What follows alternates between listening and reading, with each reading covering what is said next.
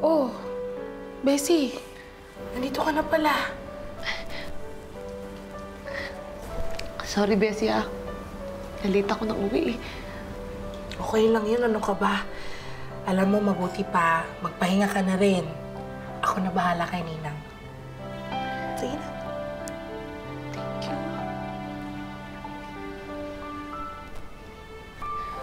Alam mo, Bessie, nadudurog yung puso ko. Kasi di ba sobrang tapang ni nanay dati, sobrang palaban. Ngayon nabubuhay na lang siya ng puro takot, eh. Gising, tulog, parehas lang. Parehas lang na para siyang binabangungot. Naawa na ako kay Nanay Bessie.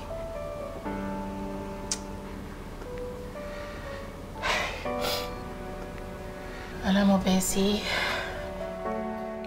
kung pwede lang sana, sa isang pitik lang, mawala na lahat ng takot ni Ninang.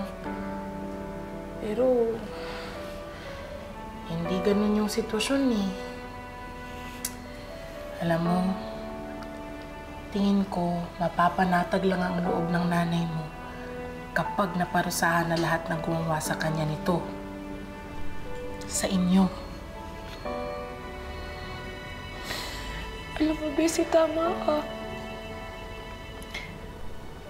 Kahit sobrang delikado nitong ginagawa ko, hindi ako titigil hanggat hindi ko nakukuha yung hustisya ni Nanay. Hindi ko ito ginagawa para lang sa akin, kundi para sa lahat ng mga inapi nila.